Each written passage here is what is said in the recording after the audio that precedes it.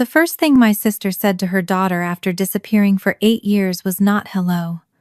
She pointed across the adoption courtroom at me and said, "Tell her she's only your aunt." Sadie was 10. She had been 2 when Kendra left her on my porch with a diaper bag, a stuffed rabbit, and a promise that she would be back in 6 weeks. For 8 years, I had handled every fever, every nightmare, every parent conference, and every costume change before a school play. I had signed every medical form I was legally allowed to sign, and fought for permission on the ones I was not. But in that courtroom, one sentence turned all of it into something temporary. Sadie looked at Kendra, then at me. Her hands began to shake so hard that the zipper on her cardigan clicked against the wooden bench. Judge Brooks leaned forward. She did not ask Sadie which one of us was her real mother. She asked, "Sadie, whom do you want sitting beside you while we continue?" Sadie did not answer. Instead, she reached into her pocket and pulled out a stack of folded construction paper, softened at the corners from being opened and closed too many times. There were 8 Mother's Day cards, one for every year my sister had been gone. On the top card, written in purple crayon, the word Mom had been scratched out until the paper had nearly torn through. My sister's face changed before the judge had read a single line. By the time the hearing ended, I knew Kendra had not returned to take her daughter home. She had returned for something a single word from Sadie could protect. Before I tell you what my sister was trying to protect, I hope you are doing well wherever you are listening from. Stay with me to see what happened next. And please subscribe to the channel so you do not miss the rest of Sadie's story. Sadie placed the cards on the table between us as carefully as if they might break. Judge Brooks looked at the stack, then at the 3 adults who had already tried to turn a 10-year-old's life into a question of vocabulary. "Sadie, you do not have to explain the cards right now," she said, keeping her voice low. "I only asked who you want beside you while the adults continue." Sadie lifted one trembling hand and pointed at me. She did not say my name. She did not call me Aunt Tessa, and she did not call me anything else. I moved from the chair behind our attorney to the bench beside her. Every part of me wanted to pull her against my chest, but I knew what it felt like when frightened adults used a child's body to prove a point. I placed my hand palm up between us and let Sadie decide. After a moment, she hooked 2 fingers around mine. Across the aisle, Kendra sat beside her attorney in a cream suit I had never seen before. A leather folder rested in front of her, thick with tabs and printed pages. She had not wandered into court after a sudden change of heart. She had been served at an address Jonah found through a public court record, and she had arrived prepared to fight. Her attorney stood and said, Kendra had rebuilt her life, found stable housing, and come forward to repair a relationship she deeply regretted losing. He described the last 8 years as a family arrangement that had continued longer than anyone intended. Kendra nodded at the right moments. When Judge Brooks asked whether she agreed with that description, she folded her hands and softened her voice. "I was not absent by choice," she said. "Tessa helped me during the worst period of my life. What began as temporary care became permanent because I was ashamed and because I believed Sadie was safe.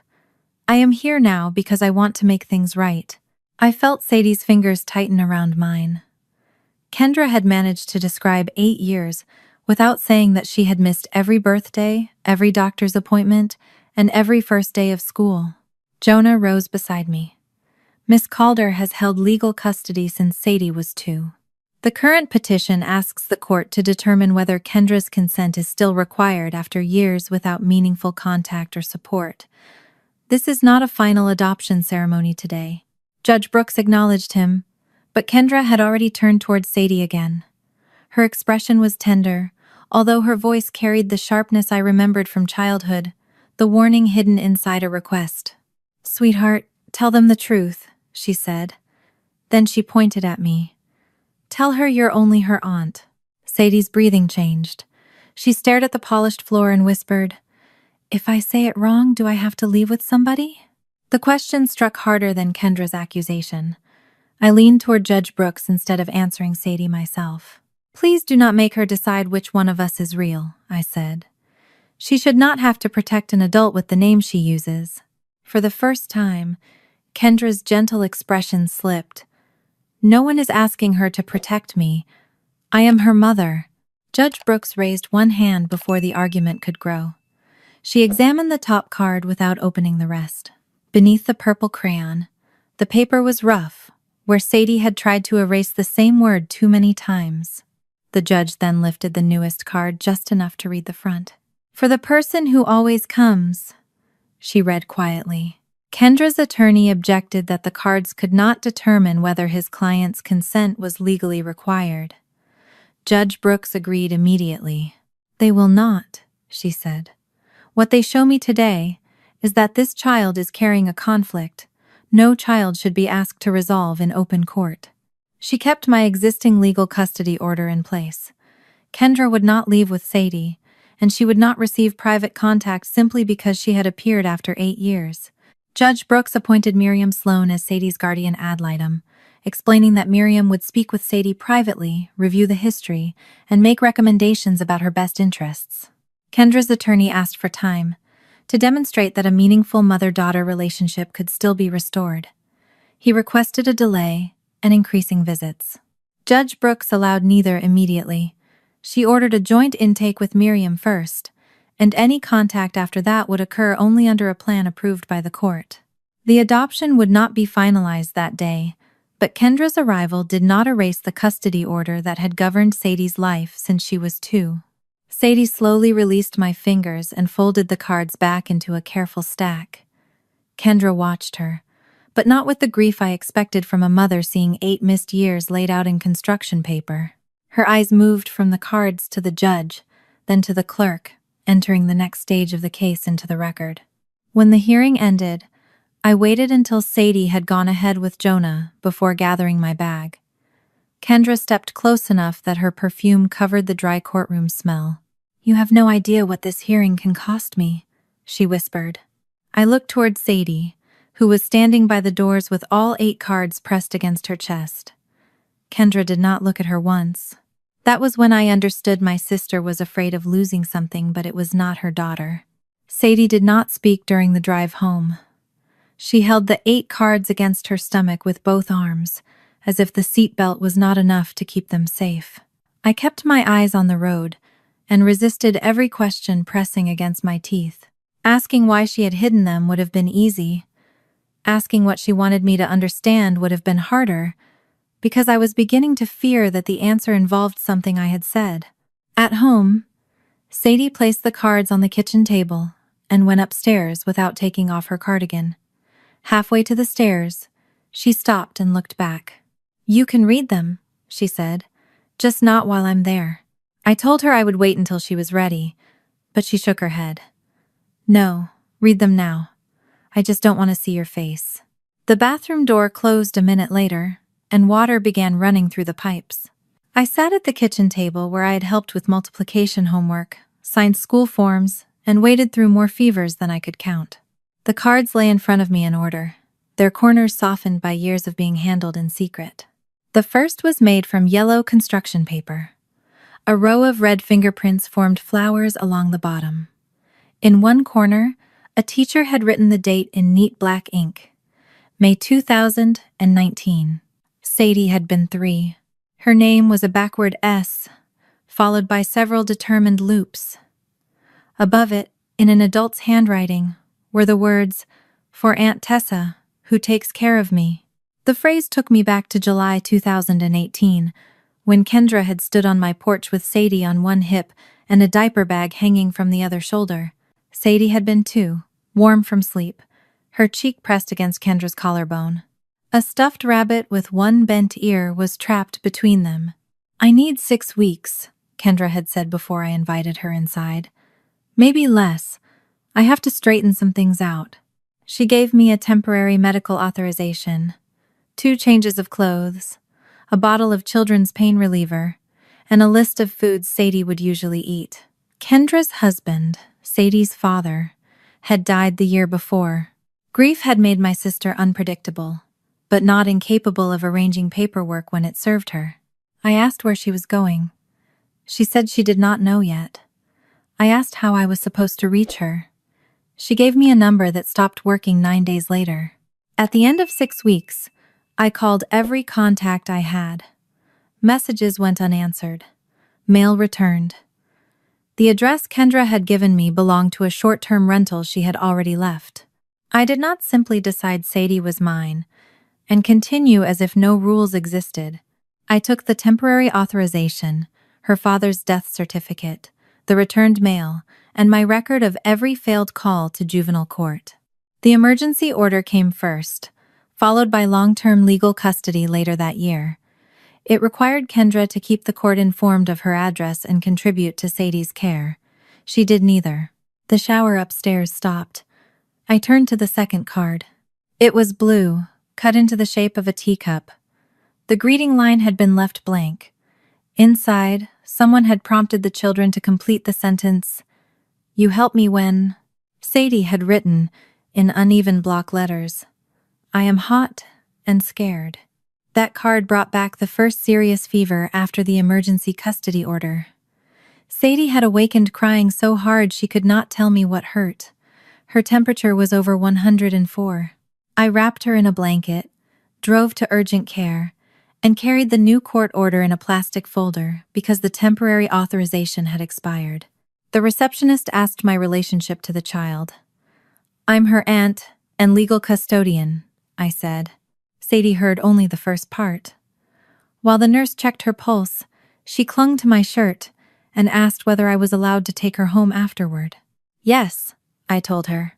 "You're coming home with me." She asked the same question twice more that night.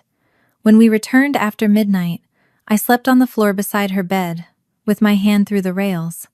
Sometime before dawn, she called me Mom in her sleep.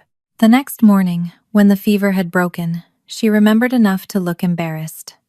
I kissed her forehead and said the sentence I would repeat for years. "You don't have to call me Mom." I thought I was removing a burden. I thought I was telling her she could love Kendra without betraying me. I had learned to fear forced names, long before Sadie came to me.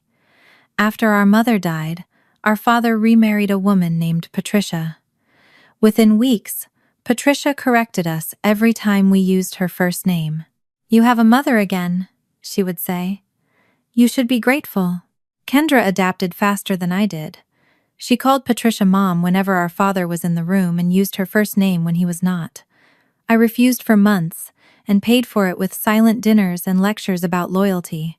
By the time I finally gave in, the word felt less like affection than admission.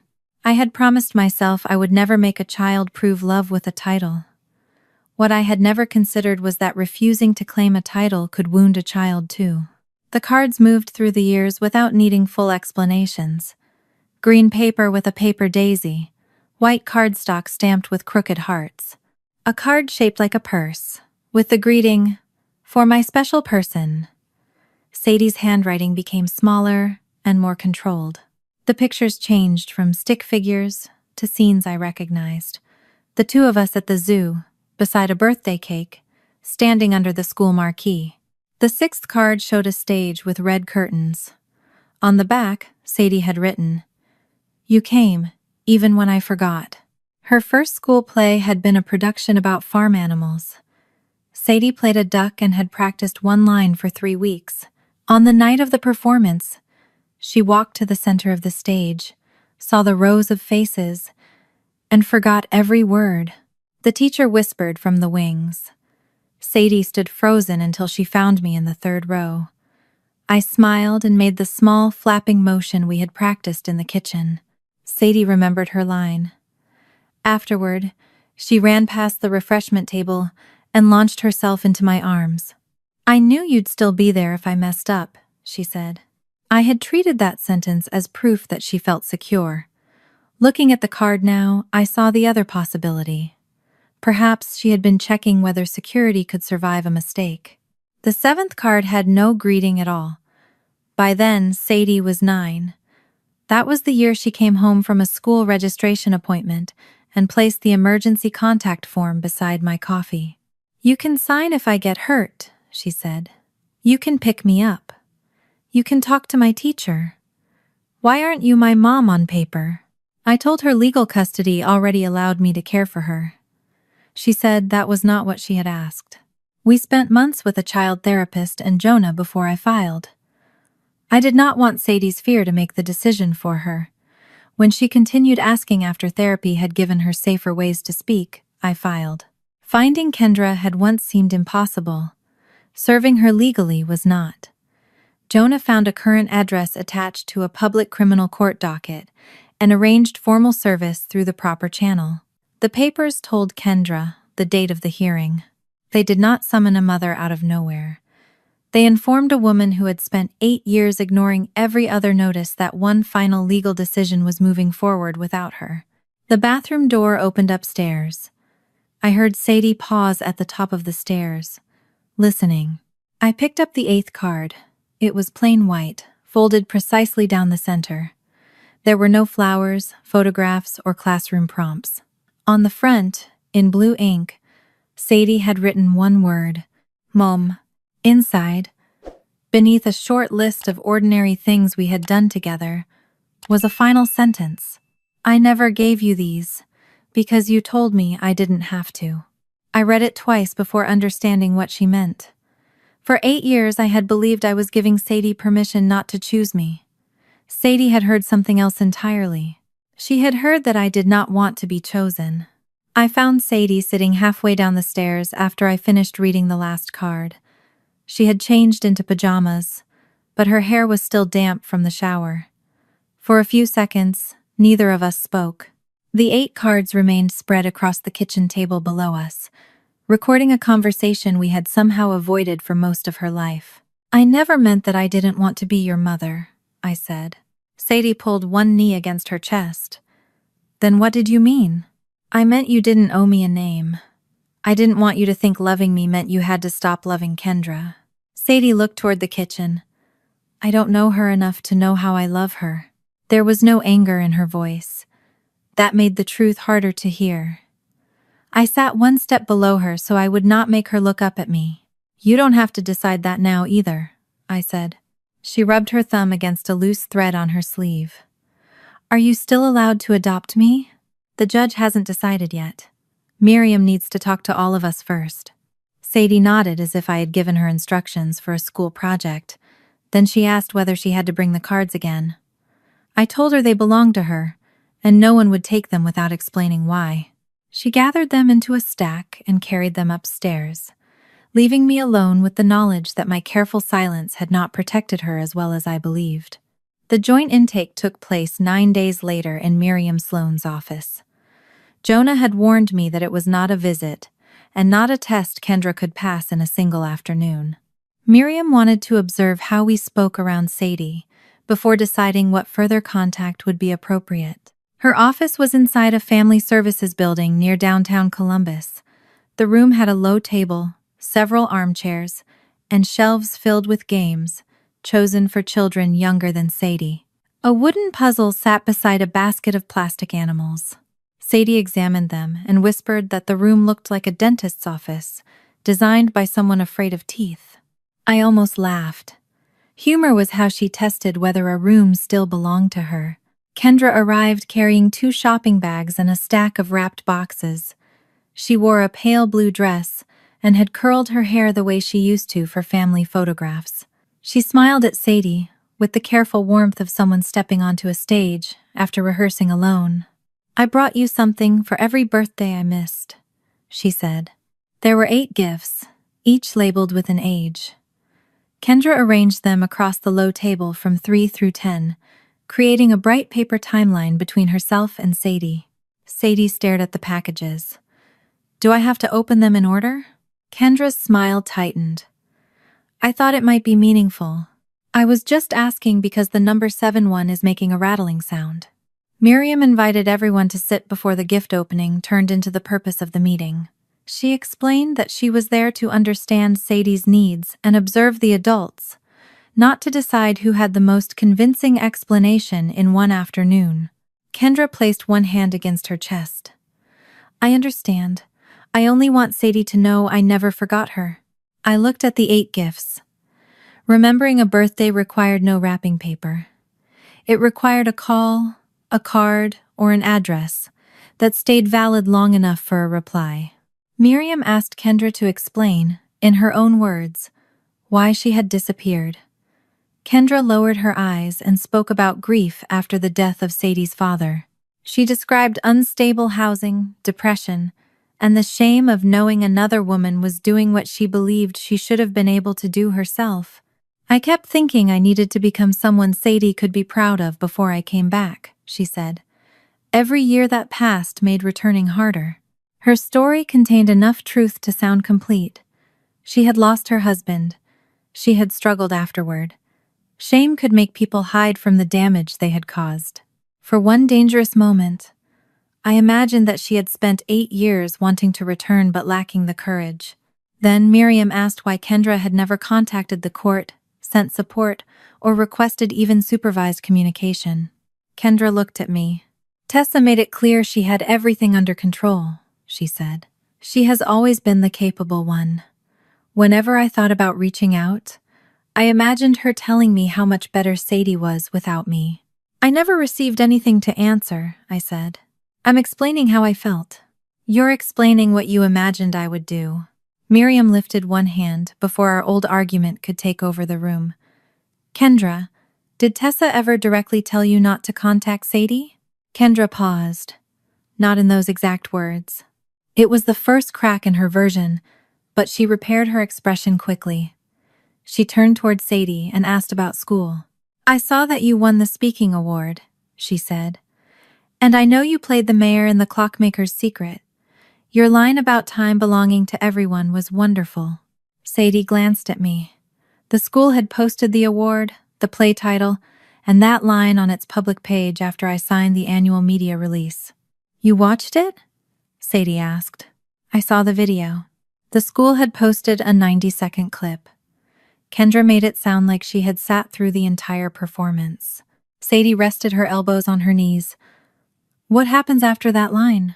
Kendra hesitated. I'm sure you can tell me. The clock breaks, and then I get blamed for stealing Tuesday. Kendra laughed a second too late. That sounds funny. It wasn't supposed to be. It was a serious play about municipal time fraud. Miriam hid a smile behind her pen. Sadie had invented the plot, but Kendra did not know her well enough to recognize when she was joking. The differences became clearer as the conversation continued. Kendra knew the name of Sadie's award, but not the name of her teacher. She remembered that Sadie had loved strawberries as a toddler, but did not know she had developed an allergy to a common antibiotic. She called her Sadiebug, a nickname Sadie had stopped tolerating in kindergarten.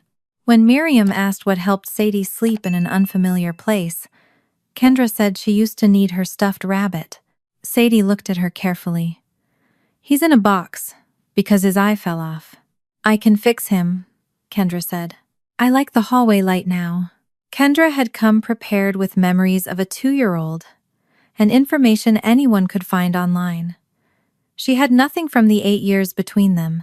Still, I could see Sadie studying her. Curiosity lived beside caution. She wanted to know whether Kendra's laugh resembled hers, whether they held their hands the same way, and whether any part of her life before my porch could be recovered. Kendra seemed to notice that opening. She reached across the table, stopping just short of touching Sadie. You can call me Mom, she said softly. You don't have to be afraid of hurting anyone. Sadie picked up the gift labeled 7 and shook it beside her ear. This one sounds like marbles. Kendra withdrew her hand. We can open them later. Good, because if it's marbles, I'm not allowed to scatter them on the stairs anymore. Her joke changed the subject, but her shoulders had risen toward her ears. Kendra had again turned a name into a test. Miriam asked what Kendra hoped would happen over the next several months. Kendra said she wanted time to rebuild trust and restore her role as Sadie's mother. When Miriam requested practical details, Kendra returned to emotion. We need space to reconnect without a permanent adoption cutting that process off, she said. Her attorney later proposed delaying the case for 4 months. He called it a reasonable period for assessment and gradual contact. 4 months was specific enough to sound considered, but Kendra did not explain what would happen after it. She offered no school plan, no proposed home schedule, and no address where Sadie would have a room. She wanted time. She did not say what she intended to build with it. As the meeting ended, Sadie chose to leave the gifts unopened. Kendra looked disappointed, but she told Miriam she respected her daughter's pace. The sentence sounded polished enough to have been practiced. In the hallway, Sadie asked me whether joking had been rude. I told her humor was not a crime, but she should never feel she had to entertain adults to make them behave. While Jonah walked Sadie toward the elevators, Miriam asked me to remain behind. She closed the office door and folded her hands over her notebook. "You documented years of missed support, failed contact, and unanswered notices," she said. "You sought legal custody when Kendra vanished. You built an entire life around the consequences of her leaving." I waited, unsure where the question was going. Miriam studied me for a moment, before asking, "Why have you spent 8 years describing abandonment without using the word?" I opened my mouth, but no answer came. Miriam's question followed me out of her office and into the parking garage. Why had I spent 8 years describing abandonment without using the word? I told myself I had been careful for Sadie's sake.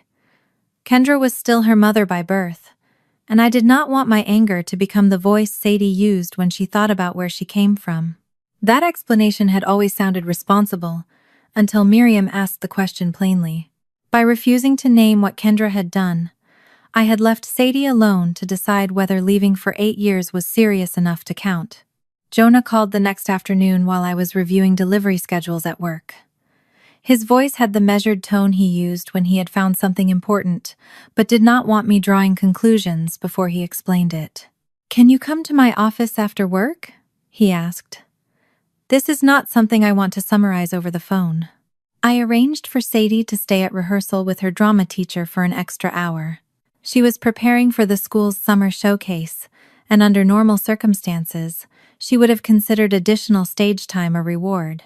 When I told her Jonah needed to speak with me, she raised one eyebrow. "Is this secret adult paperwork or boring adult paperwork?" "Probably both," she nodded. "Bring snacks when you come back." Jonah had 3 documents on his desk when I arrived. He waited until I sat down before turning the first page toward me. "Kendra has an open criminal case in Franklin County," he said. "She entered a guilty plea last month. The charge involved money taken from the property management company where she had worked. According to the public filings, Kendra had created fake vendors, approved invoices in their names, and directed payments into accounts she controlled. The amount listed was close to $180,000. I stared at the number, but the money was not what made my stomach tighten. "When is she being sentenced?" "September." The date was less than a week after the end of the 4-month delay her attorney had requested in the adoption case. Jonah watched me understand the connection. "She didn't ask for 4 months because she thought 4 months would repair 8 years, I said. "No," he replied. "I don't believe she did." He slid the second document across the desk. It was a sentencing memorandum filed by Kendra's criminal attorney. Jonah explained that the memorandum was part of the public court record. He had not accessed the presentence investigation report, which was not available to us, and he had not contacted the criminal judge. "The distinction matters," he said. "We can use what was publicly filed and obtain certified copies through the clerk. We cannot pretend we have access to sealed material." I nodded, although my attention had already dropped to the declaration attached behind the memorandum. Kendra had signed it beneath a statement, affirming that the information was true. She did not claim Sadie lived with her every day. The lie was more careful than that. She described Sadie's placement with me as a temporary family arrangement caused by grief and financial instability. She claimed she had remained emotionally essential to her daughter, maintained regular contact, and contributed whenever she was able. She also said incarceration would destroy an active process of reunification. I read the paragraph twice. There was no reunification process when she signed this. "The declaration was signed 3 days after she received the adoption papers," Jonah said. "She may be using the contested case itself to create the appearance of one." The room seemed to narrow around me. Kendra had not simply reacted to the adoption petition. She had turned her reaction into evidence for another court. I looked at Jonah. Wouldn't someone check whether she actually had custody? Eventually they might. But court systems do not automatically share every file. Your legal custody order is in juvenile court. Her criminal case is in a different division. If she told her criminal attorney that Sadie lived with you under an informal arrangement, he may have relied on what she gave him. Her attorney didn't know. I cannot know that yet. Nothing in the public filing proves he knew the full history. The memorandum was filed recently, and the prosecution has not filed its response. Kendra had counted on the distance between two courtrooms. In one, she could say I had prevented contact. In the other, she could say contact had continued. Each version made her sound injured by circumstances rather than responsible for them. Jonah turned to the third document. It was an exhibit attached to the sentencing memorandum. At the top was a photograph of Sadie on stage, in her mayor's costume, one hand raised as she delivered the line Kendra had quoted during the joint intake. I recognized the photograph immediately. The school had posted it after the winter performance. I had signed the media release form at the beginning of the year because Sadie loved seeing the cast photos on the school page. Beneath the image, Kendra had written that she closely followed Sadie's education and creative development despite their temporary separation. She took this from the school website, I said. It appears so. That doesn't prove she was involved in Sadie's life. No, the photo alone proves very little. It does show how she built the story she presented. A public photograph had allowed Kendra to stand near a moment she had never attended. She had taken Sadie's work, her costume, and the pride on her face, then placed herself just outside the frame, as if she had always been there. Jonah told me he would request certified copies and determine how the filing could be presented in the adoption case. He warned me not to contact Kendra, her criminal attorney, the prosecutor, or either judge. What do I tell Sadie? I asked. Only what she needs to know. She does not need the amount, the charges, or the sentencing strategy. But if that photograph becomes part of our filing, she should not be blindsided. I collected Sadie from rehearsal an hour later. She climbed into the car holding a plastic crown and complained that the elastic had snapped for the third time. I drove 2 blocks before telling her I needed to explain something about the photograph from her last play. Her expression changed before I finished. Kendra saw it online? Yes. That's how she knew my line. Yes. Sadie turned the broken crown in her lap. Did she use it for court? I chose my words carefully. She included it in paperwork about her own situation. She used it to make it sound as if she had been involved in your life. Sadie stared through the windshield. But she wasn't there. I know. Did she say she was? She made it sound like she had been following everything closely. Sadie pressed her thumbnail into the crown's plastic rim. Can people just take pictures and make them mean something else? People can try. That doesn't make the story true. She was quiet until we reached home. Instead of getting out, she asked me to turn off the engine. I don't want the school posting pictures anymore. We can change the permission form. And I don't want to do the showcase. The answer came too quickly for me to argue without making it about my own disappointment. You love the showcase. I loved the last play too. Then she put it in a court thing. This is not your fault. I know. I just don't want to give her anything else. The sentence hurt because Sadie was no longer only afraid of choosing the wrong name. She had begun measuring what parts of herself could be safely seen. I wanted to tell her that quitting would let Kendra take the stage from her. I stopped before the words came out. Sadie had spent years hearing adults turn their needs into lessons she was expected to follow. I would not make performing another duty. You can miss rehearsal tomorrow, I said. We'll speak to your teacher and change the photo permission. You do not have to decide about the whole showcase tonight. She nodded, although relief did not reach her face. That evening, after Sadie went upstairs, I opened the certified copies request Jonah had emailed me. The legal language was dry, but the contradiction underneath it was simple. In the adoption case, Kendra claimed I had blocked her from contacting or supporting Sadie. In the criminal filing, she claimed she had maintained regular contact and continued contributing as Sadie's mother. Both stories had been signed under her name. I placed the pages beside each other on the kitchen table. For 8 years, Kendra had survived by telling a different version of herself in every room. For the first time, 2 of those rooms had opened into each other. Once Jonah obtained certified copies of Kendra's sentencing declaration, he did not immediately file them with the adoption court. He explained that knowing my sister had lied was different from proving which parts mattered to the legal question before Judge Brooks. The court still had to decide whether Kendra's consent was required, and every step had to remain focused on Sadie rather than on my anger. A week later, both sides were ordered to attend a settlement conference. The meeting took place in a small room inside the courthouse, far from the courtroom where Sadie had unfolded her cards. There was no judge behind a bench, and no audience. Only a rectangular table, a neutral conference officer, Jonah, Kendra, and the attorney representing her in the adoption case. Sadie did not attend.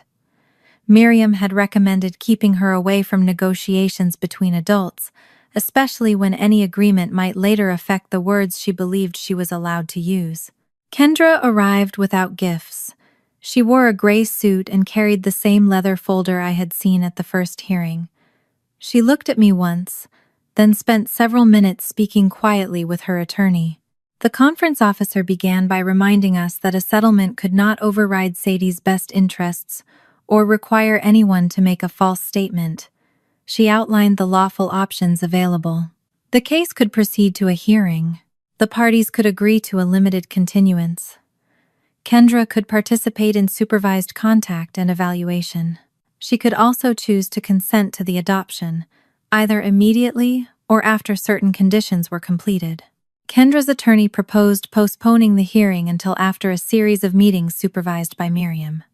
He described the request as a chance to determine whether some form of continued relationship could be preserved. Jonah asked what Kendra intended to do during that period. Rebuild trust, her attorney said. In practical terms, Jonah replied. Kendra leaned forward. You cannot reduce a mother and daughter to a checklist. No, Jonah said. But a request for delay needs a purpose, more specific than emotion. Her attorney suggested phone calls, supervised meetings, and family counseling if Miriam recommended it. Everything he proposed was legally possible. He did not mention Kendra's criminal case, the sentencing declaration, or the date in September. I watched Kendra while the others spoke. She was not listening for a path back into Sadie's daily life. She was listening for a way to move the adoption decision beyond one particular date. When Jonah asked whether she wanted Sadie placed with her, Kendra said it was too early to discuss a transition. When he asked whether she had prepared a bedroom, she said housing questions could be addressed later. When he asked whether she was requesting shared decision-making about school or medical care, she said the process should begin with repairing emotional damage. Every answer moved away from responsibility and back toward the title she claimed had been taken from her. After nearly an hour, the conference officer called a short break. Jonah stepped into the hallway to return a phone call. Kendra's attorney remained inside, reviewing notes with the conference officer. I walked toward the water fountain near the elevators. Kendra followed me. You found the criminal case, she said. I turned. You filed it in a public court. Her eyes moved toward the conference room door. My attorney in there does not handle that case. That doesn't make the declaration true. It makes it more complicated than you understand. I waited. Kendra had always mistaken silence for an invitation to fill the room. She lowered her voice. Stop asking the court to find that I abandoned her. That is what happened. What happened is that you took over during a crisis. You left for 8 years. I left Sadie with family. You left her with an authorization that expired after 6 weeks. You did not call the court, support her, or answer notices. Kendra's jaw tightened. You want the adoption. I can give you that.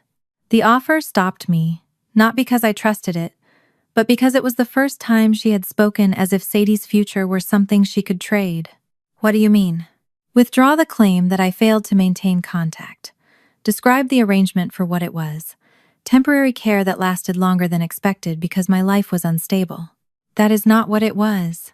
It is close enough to the truth that no one has to be destroyed by it.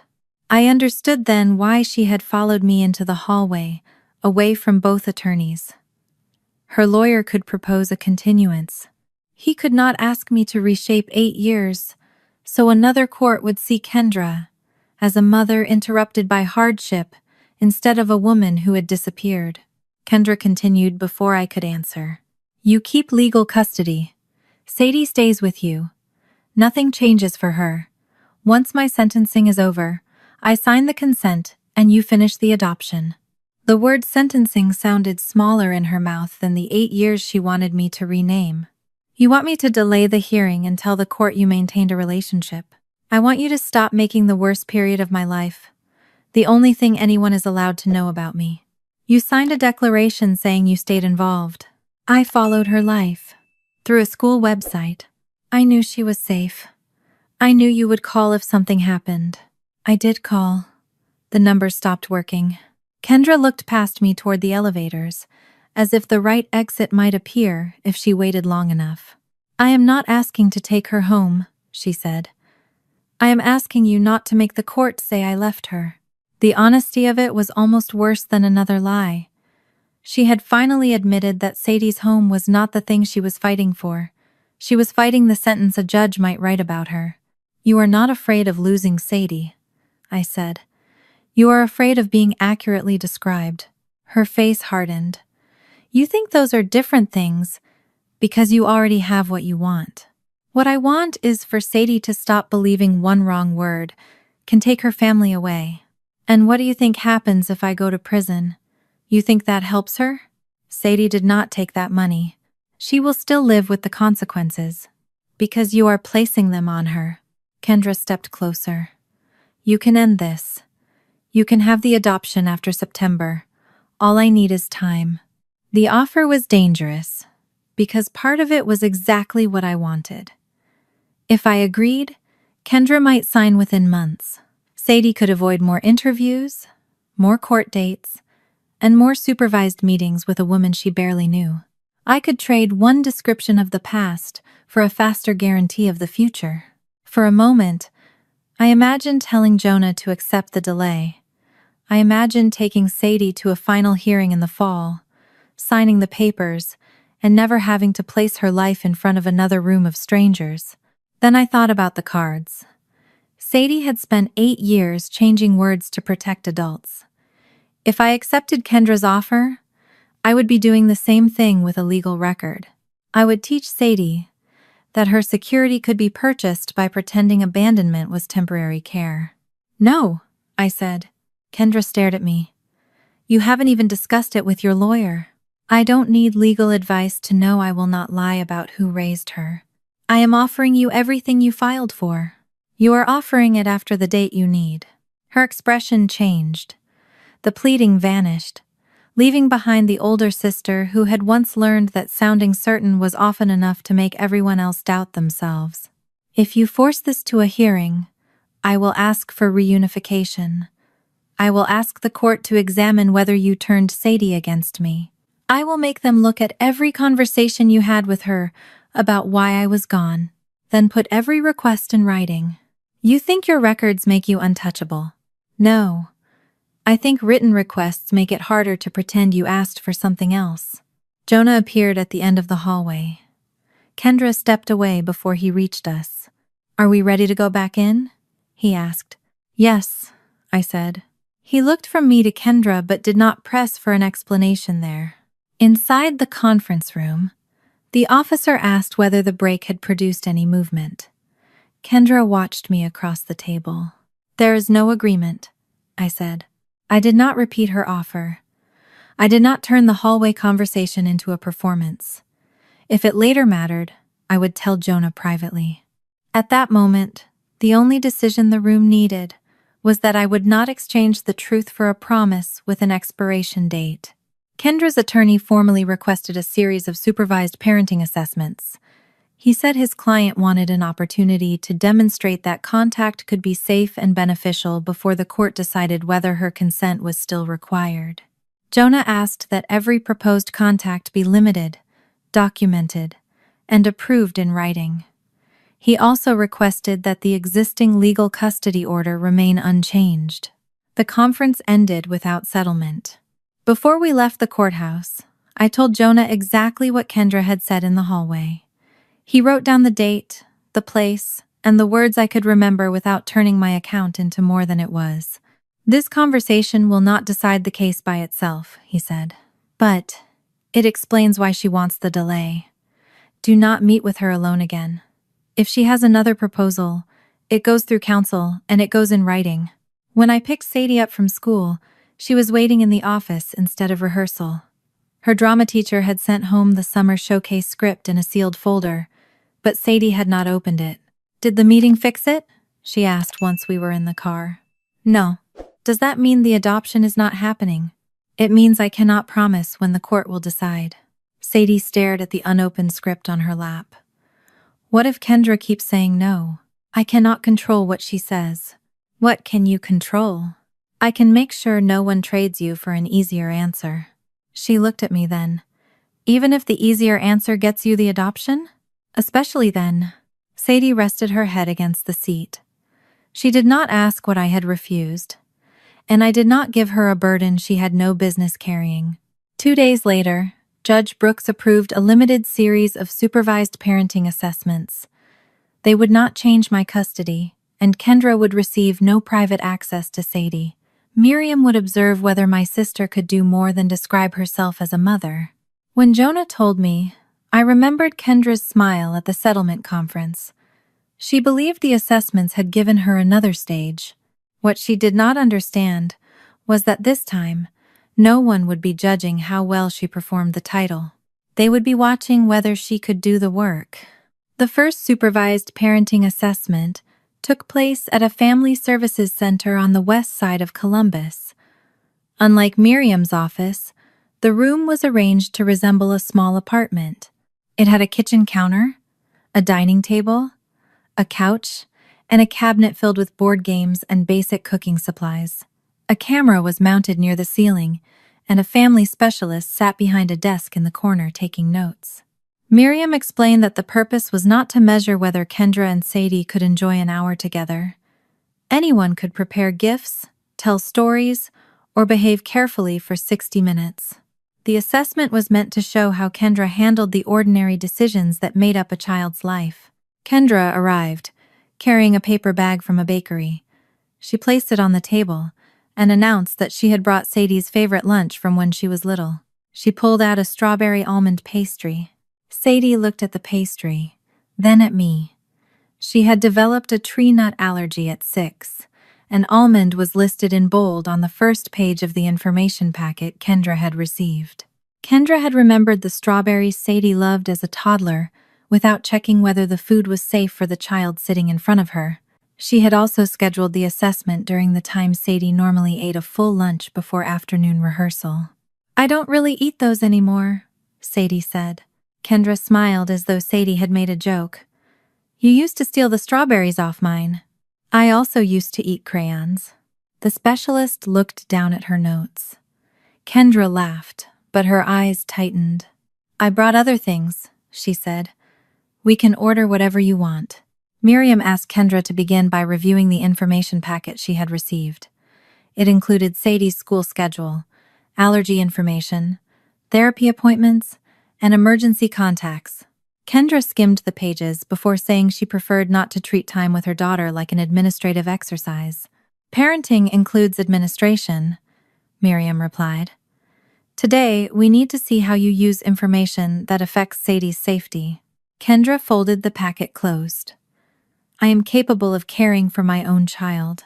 The specialist asked what she would do if Sadie developed a fever during the night. Kendra said she would monitor her temperature, keep her comfortable, and call the doctor if necessary.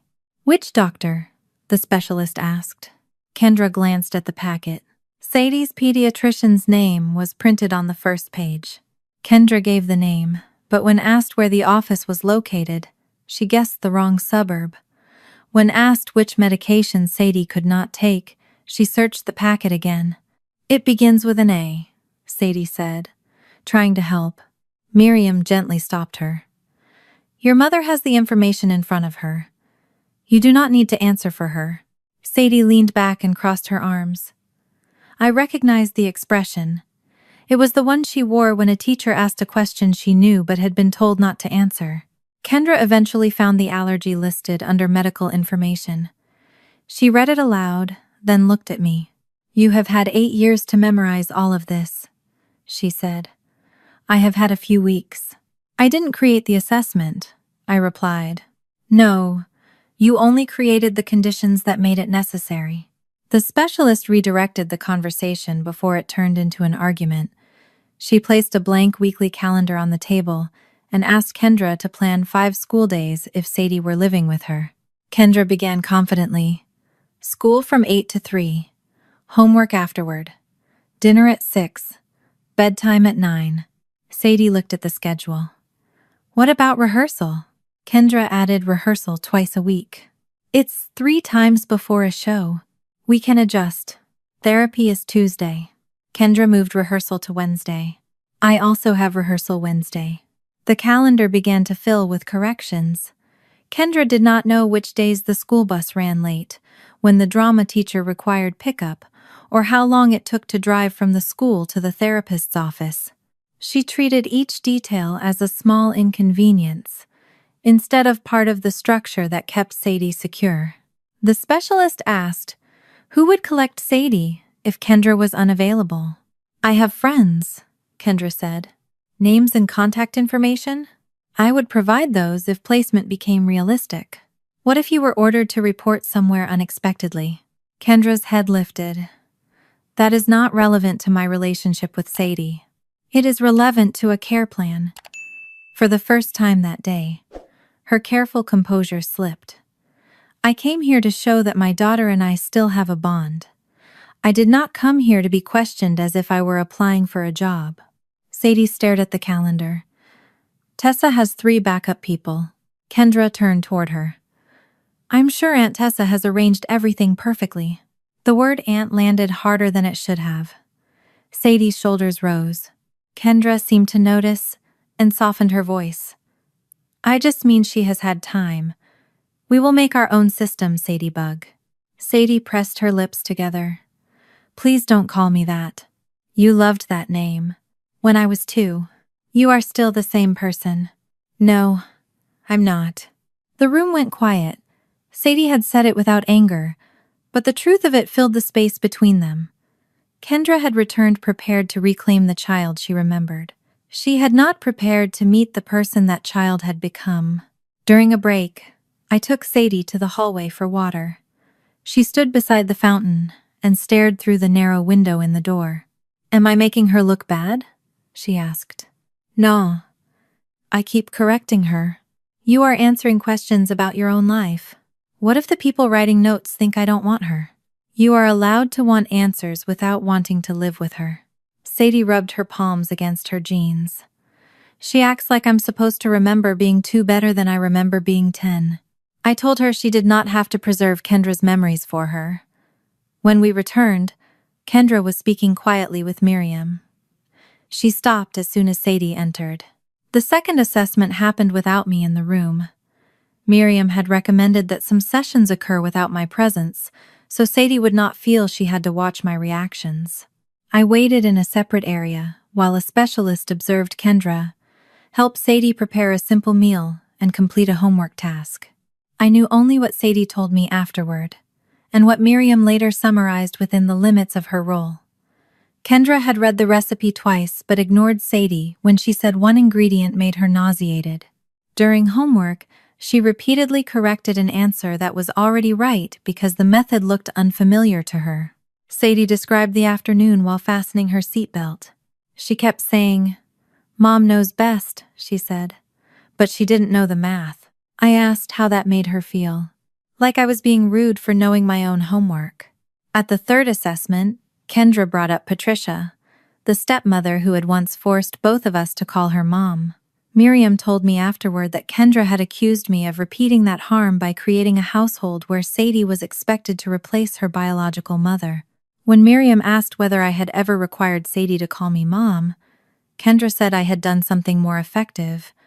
I had made myself indispensable. The accusation stayed with me because part of it touched an old fear. I had built every routine around Sadie. I knew her doctors, her teachers, her rehearsals, and the exact brand of crackers she could eat when anxiety made her stomach hurt. Kendra could point to that competence and call it control. But competence had not prevented Sadie from hiding 8 cards. If I had controlled her completely, she would not have spent years afraid to call me what she wanted. After the 3rd assessment, Miriam asked to speak with Sadie alone. I waited in the lobby, watching families move through the automatic doors. Some children ran toward the adults waiting for them. Others slowed as soon as they saw who had arrived. Sadie emerged 20 minutes later with red marks, where she had pressed her nails into her palms. She asked if we could skip rehearsal again. "You can," I said, "but the school needs to know whether you want to keep your role." "I don't know." "Then we tell them you need more time." She looked down at the floor. Kendra asked if I would like her to come watch me. "What did you say?" I said I didn't know if I was doing the show. Did she ask why? She said, "I shouldn't let anybody make me give up something I love." The words sounded reasonable until Sadie continued. Then she said, if I performed, we could take a picture together afterward. She said it would show everyone we were healing. I felt anger rise, but I kept my voice even. "You do not have to perform so anyone can prove anything." "I know. You also do not have to quit because someone used an old picture badly." "I know that too." She sounded exhausted by adults telling her what she did not have to do. That evening, I emailed the school and requested that no new images of Sadie be posted until she gave permission. I did not withdraw her from the showcase. I also did not push her back onto the stage. For once, I allowed a space to remain undecided, without filling it with my own fear. Miriam called 2 days later. She could not share every detail of her private conversation with Sadie, but she said there was one statement the court needed to understand. Sadie was not afraid Kendra would take her because she missed her. She was afraid Kendra would use something she said to take me away. I closed my eyes. Miriam continued. The assessments are showing a consistent pattern. Kendra can describe motherhood. She can perform regret. What she has not demonstrated is a workable plan for Sadie's care. Will that be enough? That is not the question I will answer. I waited. My report will not decide who the real mother is, she said. It will address which adult is asking this child to carry the consequences of an adult's choices. Miriam's report was not yet final when Jonah received the date for the evidentiary hearing. Judge Brooks would first decide whether Kendra's consent was still legally required. The court would examine her contact with Sadie, her financial support, and whether any failure had been justified. Only after that could the adoption move toward the question of Sadie's best interests. Sadie would not attend this portion of the hearing. Miriam believed listening to adults debate whether her mother had abandoned her would force her to carry information she could not use and consequences she could not control. I told Sadie only that Jonah and I were returning to court to discuss records. "Am I one of the records?" she asked. "No." She studied my face before accepting the answer. "Good, because I have school." Her relief reminded me how easily adults could make a child believe her presence was required every time her future was discussed. The hearing began on a humid August morning. Jonah arranged several binders at our table, each marked with a year. The records inside were not dramatic. They contained school forms, medical authorizations, return notices, payment histories, and copies of the legal custody order Kendra had been required to follow. Across the aisle, Kendra whispered with her attorney. She wore navy and kept her hands folded over a yellow legal pad. Nothing in her posture suggested the woman who had cornered me in the hallway and offered to trade her consent for a delay. Judge Brooks entered and reminded everyone that the hearing was not a trial of Kendra's criminal conduct. The sentencing declaration mattered only if it helped the court evaluate the truthfulness of her claims about contact and support.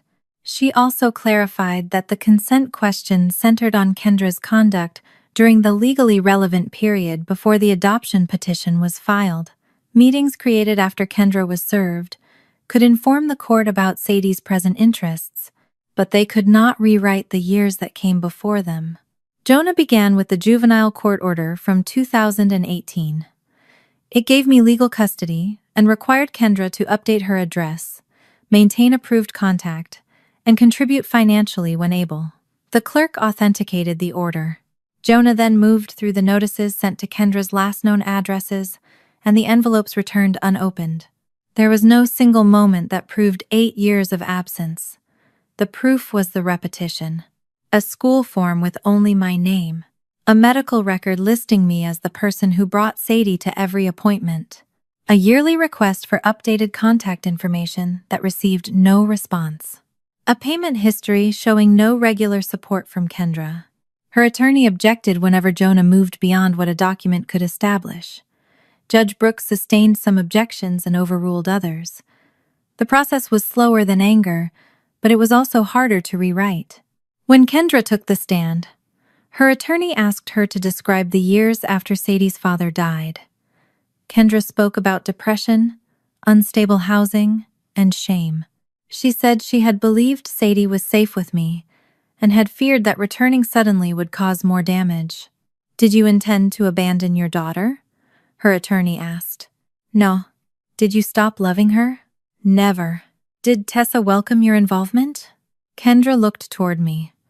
Tessa had already decided she was the better parent. The answer contained no specific conversation, date, or refusal, but it placed blame where Kendra needed it. Her attorney asked whether she had attempted contact. "I tried in ways that did not always leave formal records," she said. "I followed Sadie's life. I asked relatives about her. I checked the school's public updates." "Did you believe direct contact would be allowed?" "No. Tessa made me feel that I had no place." When Jonah stood for cross-examination, he did not ask whether Kendra loved Sadie. Love was not measurable, and Kendra could perform it more easily than responsibility. He placed the certified sentencing declaration in front of her. "You signed this document?" "Yes." "You affirmed that the information was accurate?" "To the best of my knowledge." Jonah directed her to the paragraph, stating that she had maintained regular contact and continued contributing to Sadie's well-being. "What contact were you referring to?" "I remained informed." "That was not my question. What regular contact did you maintain with Sadie?" Kendra shifted in the witness chair. "There were periods when communication was indirect. Name one person who regularly carried messages between you and Sadie." "I spoke to family members over the years." "Which family members?" Kendra named a cousin who lived in Kentucky. Jonah asked when that cousin had last seen Sadie. Kendra could not say. He showed her the response filed in the adoption case, where she had claimed I prevented her from contacting or supporting Sadie. "In this court, you say Tessa blocked all meaningful contact." "I said she made contact difficult." "In your sentencing declaration, you say you maintained regular contact. Which statement is accurate?" "They describe different aspects of the same situation." Jonah waited. Kendra continued. "I remained emotionally connected even when Tessa controlled physical access." "Did Sadie speak to you on the phone?" "Not consistently." "Did she receive letters from you?" "I did not know whether Tessa would give them to her." "Did you send any?" Kendra looked toward her attorney.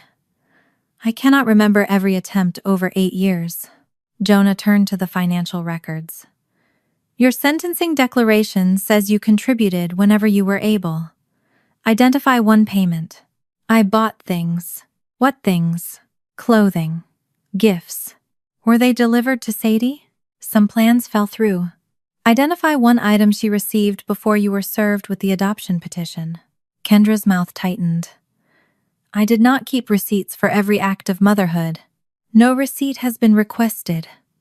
I am asking you to identify one act of support that reached the child." Her attorney objected to the phrasing, and Judge Brooks instructed Jonah to ask a narrower question. He did. Kendra still could not name one.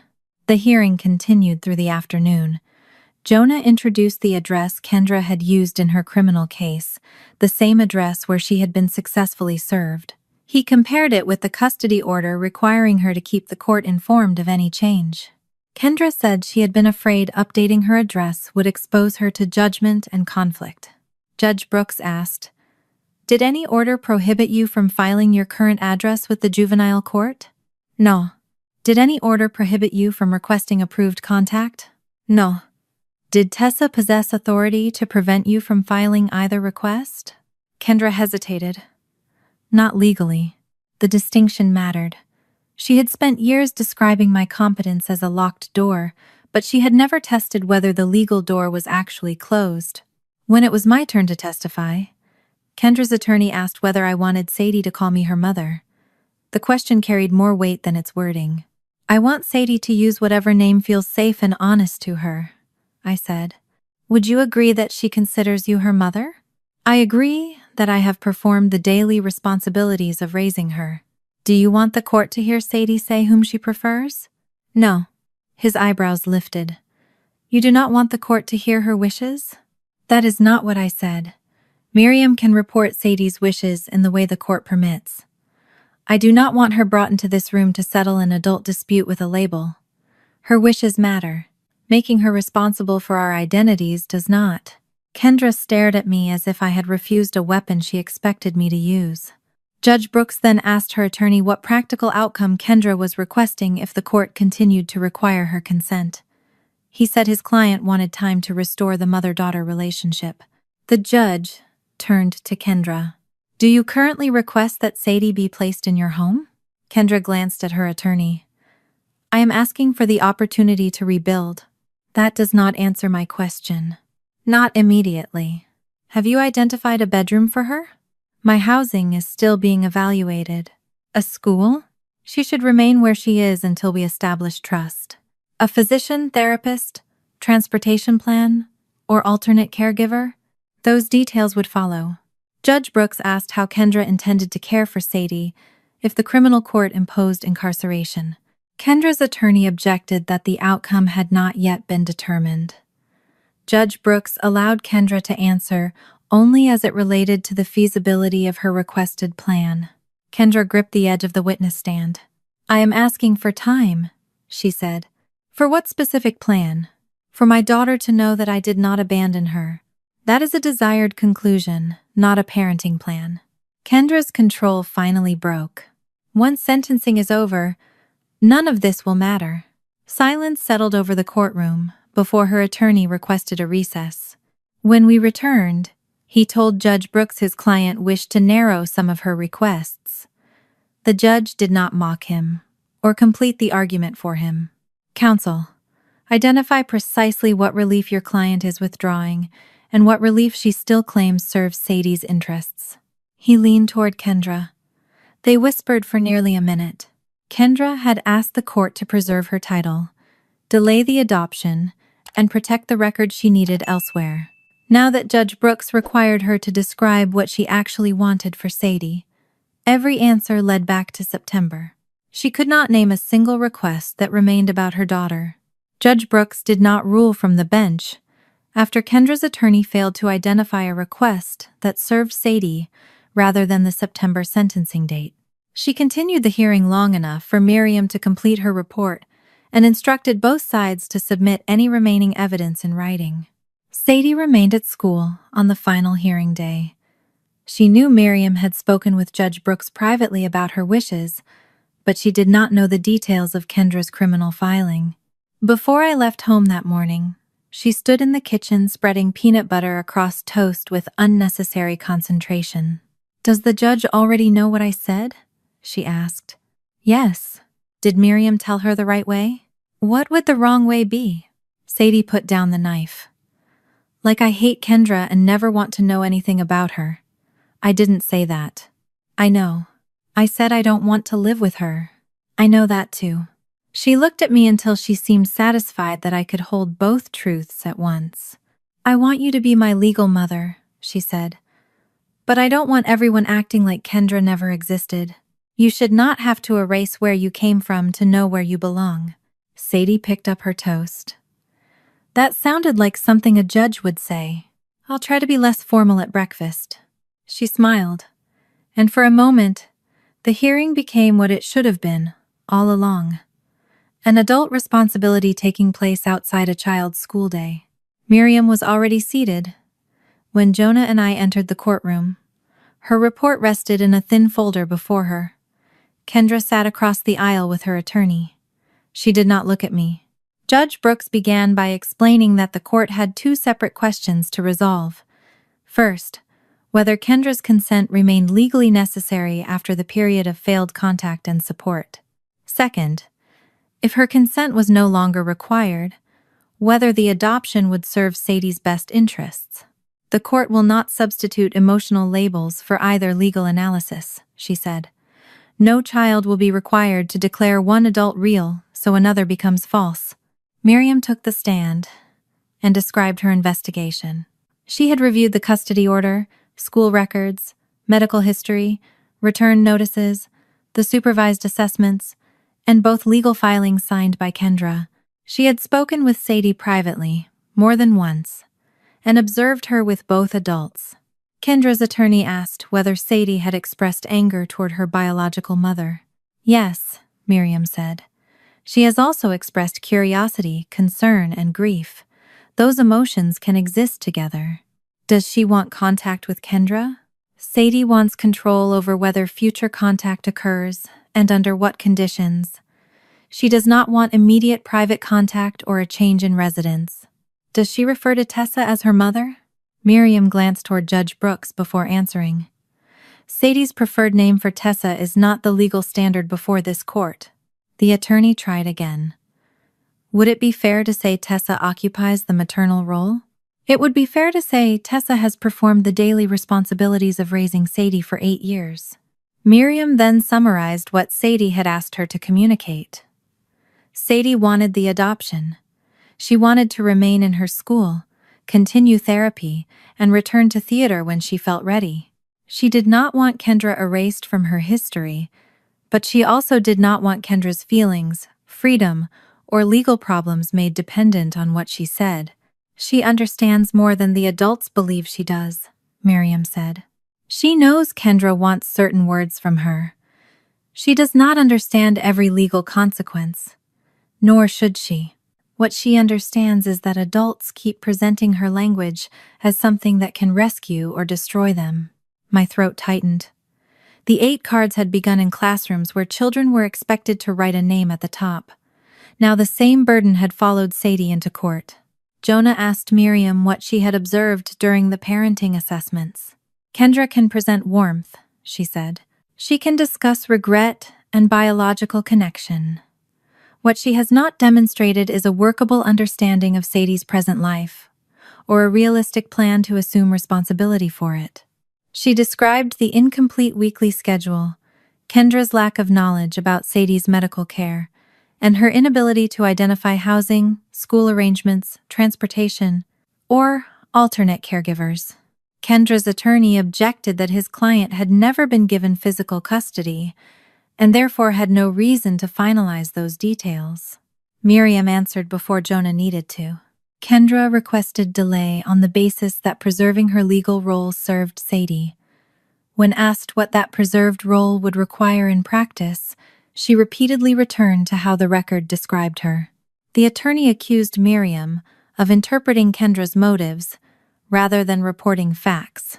I am reporting a pattern, Miriam said. Kendra asked Sadie to use specific titles. She requested photographs showing reconciliation. She emphasized statements that could be recorded while avoiding plans that would require daily caregiving. When Kendra returned to the stand, her attorney asked whether she accepted Miriam's conclusions. No, Kendra said. Miriam decided I was performing before she gave me a chance. Why do you believe that? Because Tessa has had 8 years to build a perfect file. I had a few months to prove I still matter. Her attorney asked whether she wanted to remove Sadie from my home. Not immediately. Do you want a relationship with her? Of course. What would happen if the court allowed the adoption? Kendra looked toward me before turning back to her attorney. Tessa would become the only mother the law recognizes. Everything I went through would be reduced to abandonment. Jonah stood for cross-examination. You just said the legal description concerns you. It concerns any mother. What specific benefit would Sadie receive if the court delayed the adoption? She would retain a connection to her biological mother. She has not asked this court to erase that connection, Jonah said. The assessments have already addressed what you can offer her now. I am asking why the delay must extend beyond the date you requested. Kendra's hands tightened in her lap. She needs time to heal. The declaration already admitted into evidence described reunification as active before these proceedings began. Your testimony established that the court-ordered contact began only after you were served. Your sentencing is next month. Is that timing the reason you need the adoption decision postponed? Kendra's attorney objected that the question called for legal speculation. Judge Brooks narrowed it. Ms. Calder, is your request for delay connected in any way to your pending sentencing? Kendra's composure held for several seconds. Then she turned toward the judge. If this court writes that I abandoned Sadie before sentencing, it will destroy everything. What does everything mean? Judge Brooks asked. My chance to stay out of prison. My chance to rebuild. My chance to be seen as more than the worst thing I have done. Is your request to delay the adoption intended to preserve that sentencing argument? Kendra's eyes filled, but her voice remained clear. I need the court not to decide this until after September. The admission did not sound dramatic. No one gasped. There was no sudden arrest or shouted confession. The truth entered the room in the same quiet tone Kendra had used, to tell Sadie I was only her aunt.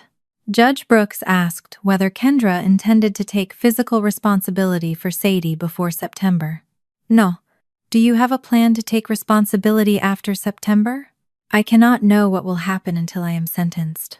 Then the delay you request would not create stability for Sadie. It would keep me from losing everything. Judge Brooks looked at her for a long moment. This court is responsible for Sadie's interests. It is not responsible for preserving an argument in another proceeding. The hearing ended without an immediate ruling. Judge Brooks said she would issue a written decision addressing consent first and best interest second. Until then, my legal custody remained in effect. With Sadie's permission, Miriam had copied only the fronts of the two cards that showed the conflict over names and attached them to her report. The 8 originals had remained sealed in a court envelope during the hearing. Outside the courtroom, a clerk returned that envelope to me. The cards had not proven abandonment. They had not exposed the criminal case or defeated Kendra's argument. They had shown what the argument was costing a child. I took the envelope home, but did not open it. I placed it on Sadie's desk and told her the originals were hers again. She touched the flap. Did the judge use them? She understood why they mattered. Did they make her choose? No. The court looked at what the adults did. Sadie nodded and slid the envelope into a drawer. For the first time since the original hearing, the cards were no longer waiting to be presented to someone. 4 days later, Jonah called while I was standing in the school parking lot. Sadie was inside, attending a rehearsal she had agreed only to watch. The written decision came through, he said. I gripped the phone with both hands. Judge Brooks had found that Kendra's consent was no longer required. She had also found that the adoption served Sadie's best interests. The case was not finished. There were still procedural steps before a final decree. But for the first time in 8 years, Kendra could no longer keep Sadie's future suspended by refusing to name what she had done. Kendra's sentencing took place in September. I did not attend.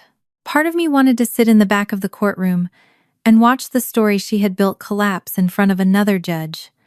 That feeling lasted until I imagined explaining my presence to Sadie. I did not want her to believe that the woman raising her needed to witness her mother being punished in order to feel safe. Jonah told me we would rely only on public filings and information properly submitted by the attorneys involved. The probate court's written decision did not automatically travel into the criminal case. Kendra's adoption attorney received the ruling and informed her criminal counsel that the caregiver claim could no longer remain in the sentencing memorandum. Criminal counsel then filed an amended memorandum that identified the probate court ruling. Once that amendment appeared on the criminal docket, the prosecutor requested a certified copy of the decision through the clerk. The amended memorandum no longer described Kendra as Sadie's essential caregiver or claimed that incarceration would interrupt an active reunification. It said only that Kendra hoped to repair the relationship in the future. The correction prevented the false description from remaining unchallenged, but it could not erase the declaration Kendra had already signed. Jonah called me after the sentencing hearing ended. I was standing in the produce storage room at work, checking a delivery that had arrived with half the boxes mislabeled. The ordinary frustration of damaged lettuce and missing invoices made his call feel strangely distant from my life. The judge imposed a prison term within the plea agreement, he said. Kendra was also ordered to pay restitution based on the loss documented in the criminal case. I leaned against a metal shelf. Did the adoption case cause that? No. She was sentenced for the theft and fraud she admitted committing. The amount involved, the duration of the scheme, and the breach of trust were already significant. The false mitigation argument damaged her credibility, but the criminal court did not punish her for being a bad mother. I needed to hear the distinction. What happened to the declaration? The prosecutor asked that the issue be referred for review. That does not mean a separate charge will automatically follow. No one should call it perjury unless the proper authorities make that determination. So, she did not get home confinement. No. The argument that she needed to remain in the community as Sadie's caregiver was withdrawn and rejected as a basis for leniency. For months, Kendra had treated Sadie's life as a shield she could carry into another courtroom. In the end, the shield failed because it had never belonged to her. I expected satisfaction. Instead, I felt several emotions that did not fit neatly together. I was relieved that Kendra could no longer use Sadie to avoid consequences. I was angry that she had tried. I was grieving the sister I had once followed around our childhood home, long before every relationship became a story she could edit. None of those feelings made her sentence my victory. That evening, I told Sadie we needed to talk. She was at the kitchen table working on a science assignment about soil erosion. A tray of dirt, gravel, and small plastic cups covered the space where the 8 Mother's Day cards had once been spread. She noticed my expression and set down the cup she was holding. "Is this about Kendra?" "Yes." "Did she lose the other court?" I sat across from her. "The criminal judge sentenced her today. She will have to spend time in prison, and she has to repay the money she took." Sadie looked at the dirt on her fingertips. "Because of what I said?" "No." "Because of the cards?" "No." The criminal case began before the adoption hearing. Kendra admitted taking money from her employer. The sentence is a consequence of choices she made as an adult. But the judge found out she lied about me. The attorneys corrected what she said about being your caregiver. That mattered because courts need truthful information. It did not create the crime she had already admitted. Sadie was silent for a while. "If I had called you aunt in court, would she have stayed out of prison?" The question showed me how much of Kendra's burden had already reached her. "No," I said. "One word from you was never supposed to control another adult's sentence. Kendra wanted you to believe it had that power because she needed you to cooperate." Sadie rubbed dirt between her fingers. "So, I couldn't have saved her. You were never responsible for saving her. Do I have to feel bad?" "You are allowed to feel whatever you feel. You can be sad, angry, relieved, confused, or all of those at once." She considered that.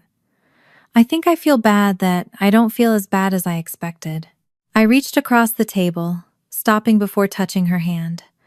She turned her palm upward, and I placed mine over it.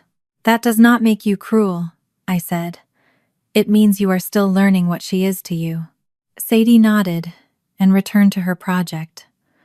A minute later, she asked whether prison had soil erosion. I told her I had no idea.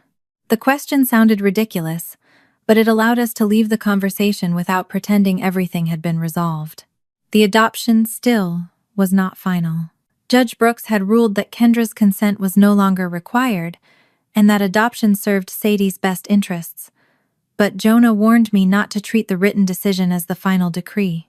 Notices had to be completed, required periods had to pass, and the court had to schedule the final hearing. For once, the delay felt different. Kendra was no longer using it to keep Sadie suspended. The remaining time belonged to the process, not to my sister's strategy. Communication from Kendra was routed through her attorney, and the channels approved by the court. She could not call Sadie directly or send messages through relatives. If she wrote, the communication would be reviewed before Sadie was asked whether she wanted to receive it. I did not promise Kendra future forgiveness on Sadie's behalf. I also did not promise Sadie that she would never have to think about Kendra again. I told both of them, through the proper channels, that any future relationship would move at Sadie's pace and could not be used to challenge her home. In October, Sadie returned to the theater room after school. At first, she only watched rehearsal from the back row. Her drama teacher agreed that no photographs would be taken or posted. The other students were told only that Sadie was deciding whether she wanted to participate. The first afternoon, she stayed 20 minutes. The second week, she helped another student remember a scene change. By the end of the month, she was reading lines for absent cast members, although she refused to call it rehearsing. "I'm just preventing artistic collapse," she told me. I did not correct her. The finalization hearing took place in November. The courtroom was smaller than the one where Kendra had pointed at me and demanded that Sadie call me her aunt. There were no competing attorneys, no exhibits, and no stack of gifts waiting to be opened. Miriam attended long enough to confirm that the adoption remained consistent with Sadie's best interests. Jonah stood beside us. Judge Brooks reviewed the final documents and asked whether Sadie understood that the adoption would make me her legal parent. Sadie said yes. The judge did not ask her to give a speech. She did not ask her to call me Mom. She did not ask her to explain Kendra. Judge Brooks asked whether Sadie wanted to keep the surname Calder. "Yes," Sadie said. "It's already mine." No one treated the answer as rejection or loyalty. Keeping her name did not reduce my place in her life. It allowed Sadie to enter the adoption without being required to erase the child she had been before it. I signed the final documents. My hand trembled slightly when I reached the last page, not because I doubted the decision, but because I remembered every form I had once signed beside the words legal custodian. For 8 years, those words had been enough to get Sadie through school registrations, emergency rooms, and ordinary days. Now the paper recognized what our life had already required. After Judge Brooks signed the decree, Sadie asked whether we were finished. "We are," Jonah said. She looked at me. "Can we get lunch? Courtrooms make me hungry." There was no applause. No one cried on command. We left carrying one folder and the coats we had worn inside. Sadie and I sat in the car outside the courthouse. The decree rested unopened in the folder between us. She did not ask what the document said. She did not ask whether she was supposed to call me something different now. Instead, she looked out the window and asked, "Do you think the school will still let me have my spring roll?" I started the engine. "That decision belongs to you." The following week, I completed an updated school information form. I placed it beside Sadie's cereal bowl because she liked checking that adults spelled her middle name correctly. She read the first page and reached the section marked parent or guardian. Without ceremony, she wrote my name in the blank.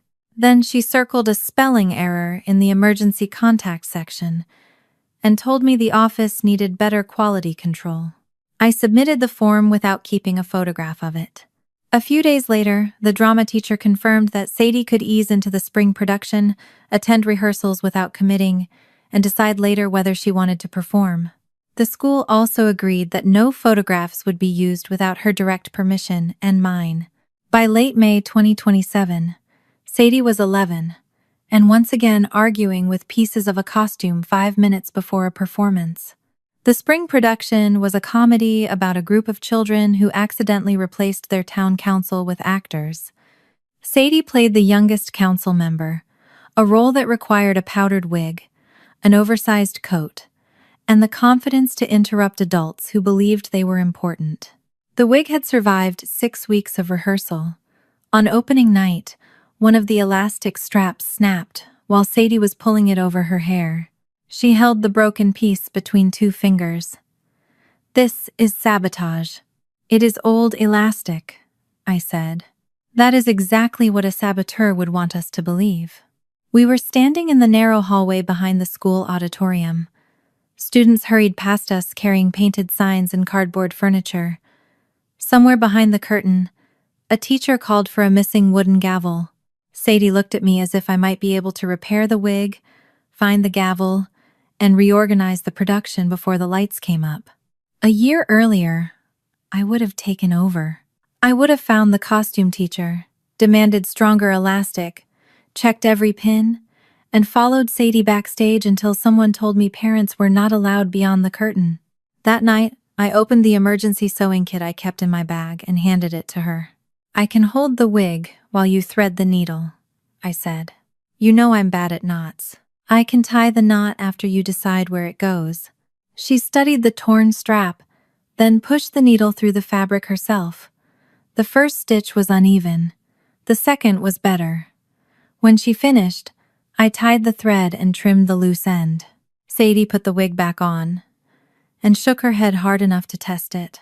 "It looks crooked," she said. "It looked crooked before it broke." That was intentional character design. A student ran past us asking whether anyone had seen the missing gavel. Sadie opened her prop bag, reached beneath the folded coat, and pulled it out. "I thought this was mine," she said. The student grabbed it and disappeared toward the stage. Sadie watched him go.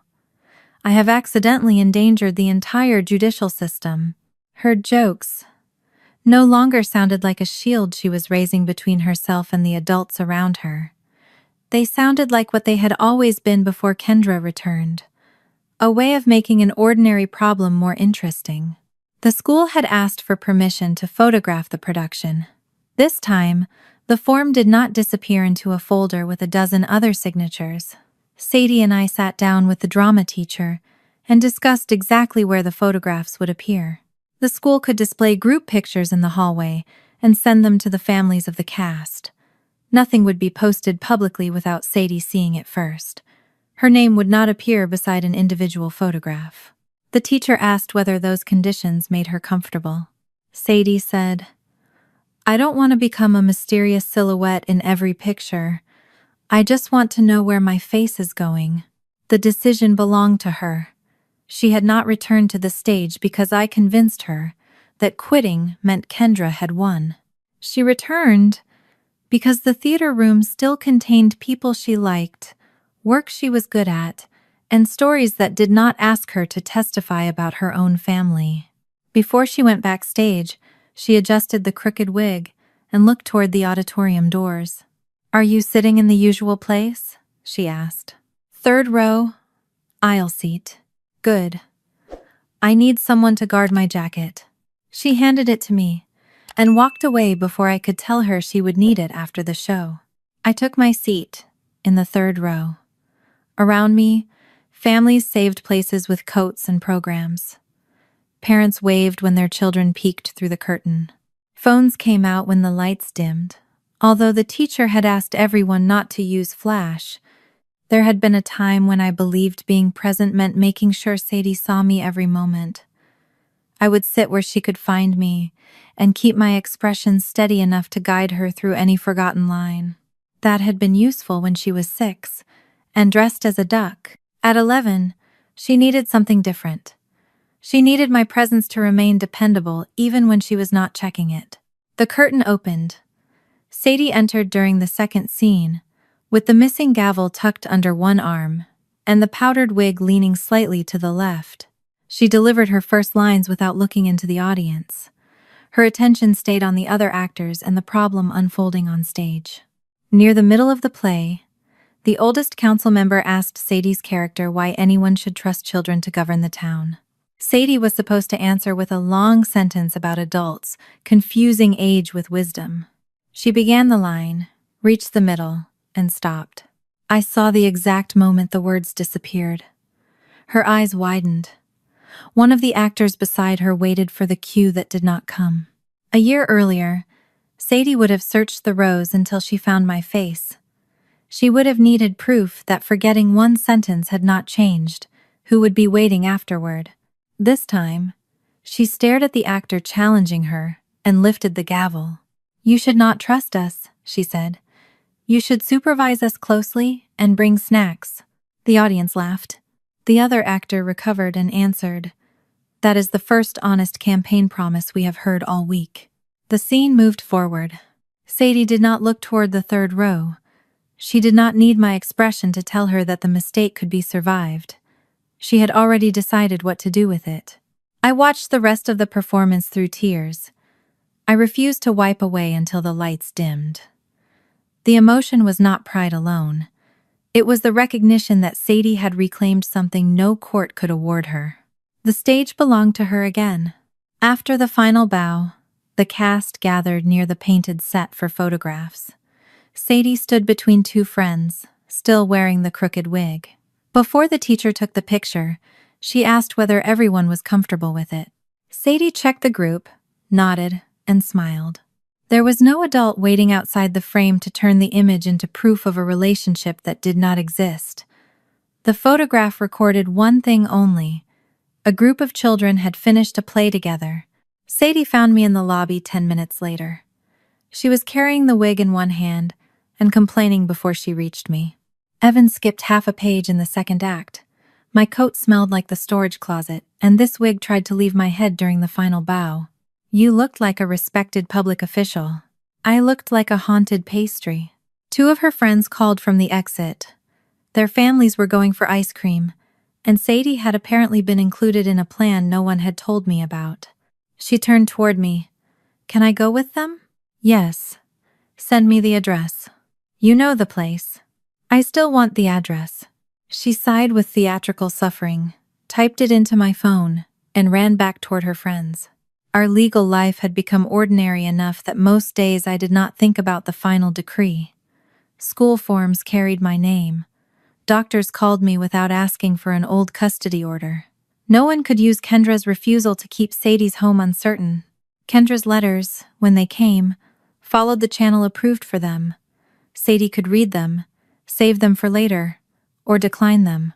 She was allowed to remember Kendra, ask questions about her, or keep her distance without fearing that any of those choices would weaken the family she had at home. The law had given us protection. It had not required Sadie to erase the first 2 years of her life, forgive 8 missing ones, or decide what Kendra would mean to her forever. Those decisions no longer had deadlines. I followed the families toward the exit and felt cold air move through the open lobby doors.